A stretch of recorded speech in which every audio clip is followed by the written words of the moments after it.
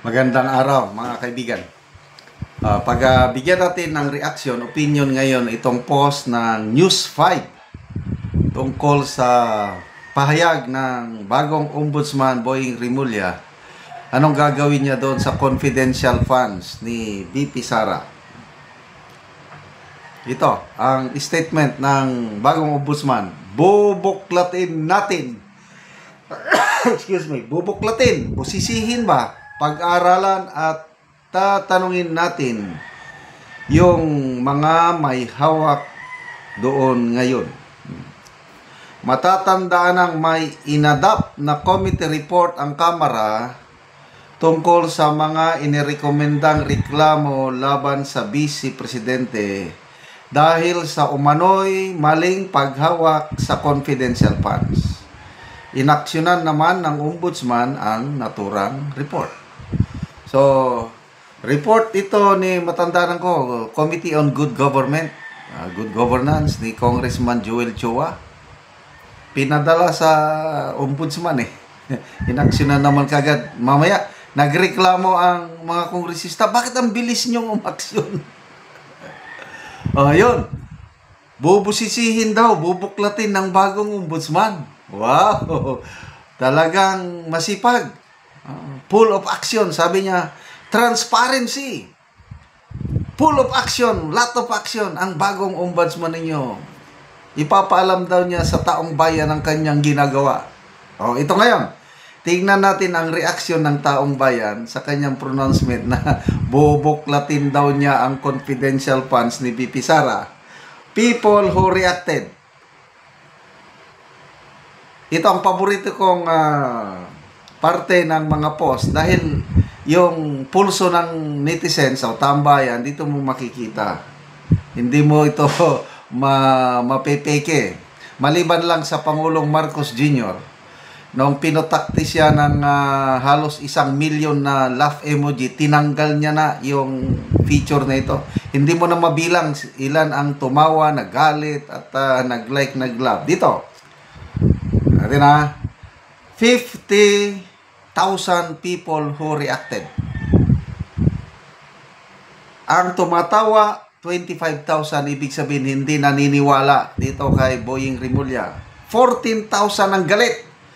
So, ilan ito? Halos 39,000. Halos 90%.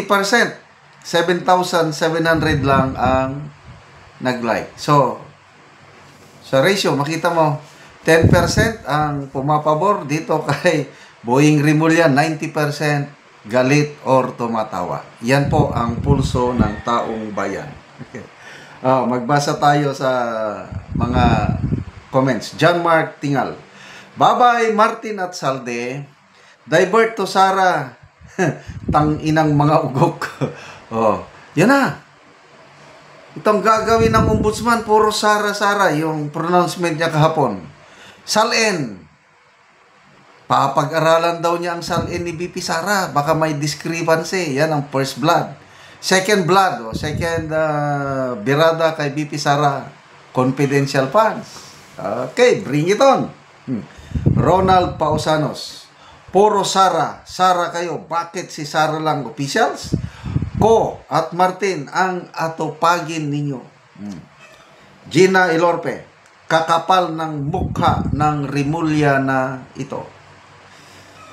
Cosette Cordoba, alam na, kasuhan agad si Sara ng plunder para hindi makatakbo 2028. Okay? Christopher Humawas, diversionary tactic. Let's see their game plan. Ayan. Para maalis ang atensyon ng taong bayan sa flood control scam. Rod Sandulan. Ang alam ko, nasa panig natin si Allah o ang Diyos. Makakarmel yan si Boying. Arcadio Galeros. Kung kaya nilang baluktutin ang batas, siguro naman ang mga Pilipino ay di kaya nilang baluktutin. Yes. They can bend the law. But the people, never. Ang ganda yung article ni Dr. Rob Francis na nabasa ko kanina. Remulla's appointment as ombudsman, last card of a crumbling power. Parang survival mood na ang Marcos administration. Ito ang sinasabi ni Dr. Rob Rances. Parehas din sa sinasabi ni Attorney Rowena Guanzon. Survival mood sila ngayon. Takot na takot sila sa pagbabalik ng isang Duterte sa Malacanang. Kasi hindi nila talaga matatalo si VP Sara sa isang patas na eleksyon sa 2028.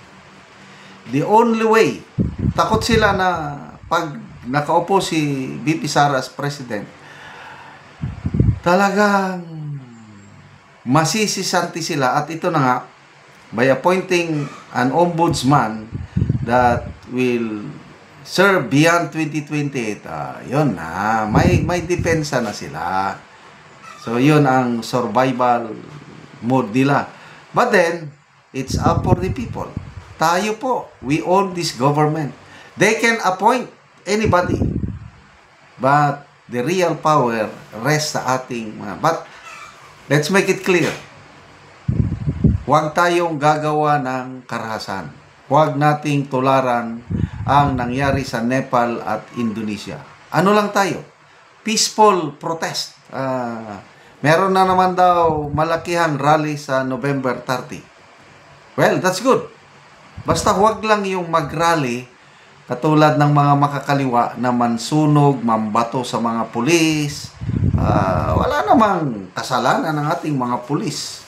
They're just doing their job to maintain peace para walang masaktan. Itong mga makakaliwa, yan ang... So, huwag tayong magpaloko sa mga makakaliwa. Okay. Pakita natin ang ating pagkadiskurso nada. Maganda at nagsalita ang Iglesia ni Cristo kahapon. Meron ng official na pahayag na pagkadismaya ng leadership ng Iglesia na bakit ang ICI private hearing? Maniniwala ba kami na kung anong resulta sa inyong investigasyon, hindi namin alam anong nangyari, maniniwala ba kami? So yun, nanawagan ng Iglesia ni Cristo nga i-public hearing. Nanawagan din ng Iglesia ni Cristo na ituloy ang Blue Ribbon Committee hearing kasi bali-balita, itigil na daw nila. Okay? So, salamat mga kaibigan sa inyong pagsubaybay sa ating channel. Nakakatulong kayo ng malaki sa tribong Talandig ng Bukidnon dahil ang income natin sa channel ito is pantulong po sa tribo. Namimigay tayo ng livelihood assistance sa kanila, nagpapatanim ng saging lakatan at Arabica coffee. Panoorin nyo ang video na ito. Muna ni ang saging lakatan ni Manoy Boy nga una niyang tanom nga namunga na. Og muna ni siya ang giputos gyud para nga sinaw ang iyang bunga.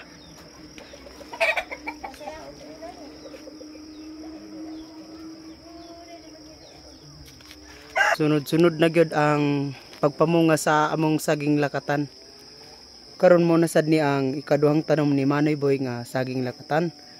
So namunga na sad ni ang ikaduha niya nga tanom. So ulahin na ni nga gitanom ni Manoy, apa namunga na oh. So walo siya ka sipi. So pagaputuson ni Manoy karon. Ibitino pa.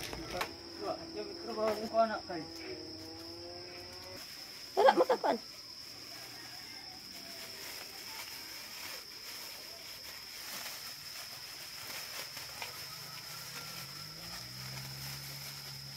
Galit?